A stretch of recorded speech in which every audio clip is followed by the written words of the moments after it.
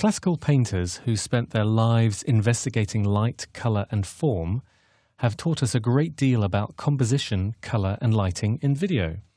It's really interesting to see how the colours in a painting work together to tell a certain story.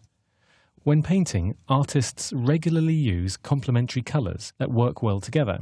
Complementary colours are essentially opposite contrasting colours. This means that they are generally colours on the opposite side of a colour wheel. When placed next to each other in an image, complementary colours can be aesthetically pleasing. The way our eyes process a certain colour changes when two colours interact with each other. You can bring out or accentuate one colour by adding in its contrasting colour somewhere else in the shot. So this idea of complementary colours can help separate a subject from their background. It means that adding a contrasting colour in the background or shadows can help the foreground stand out. It makes it easier for the viewer to see what's going on in the shot, and it's easier for them to interpret the image. This combination of colours is also satisfying to look at and is pleasing to the eye. Lighting a scene is, of course, one of the most essential parts of setting up a shot, and is another way of making your subject stand out. In grading, as well as in painting, we can simulate lighting effects and highlight specific parts of an image by increasing the luma levels or brightness levels of a specific part of the image.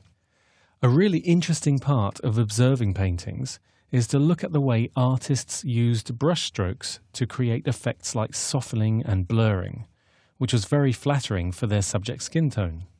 But we can simulate these softening techniques and apply them to video.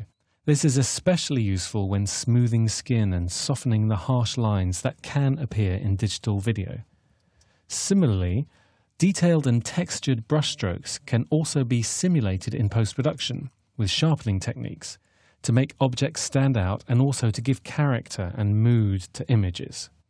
We're going to be investigating these methods during the course and looking at how we can translate them into color correction and grading techniques for video.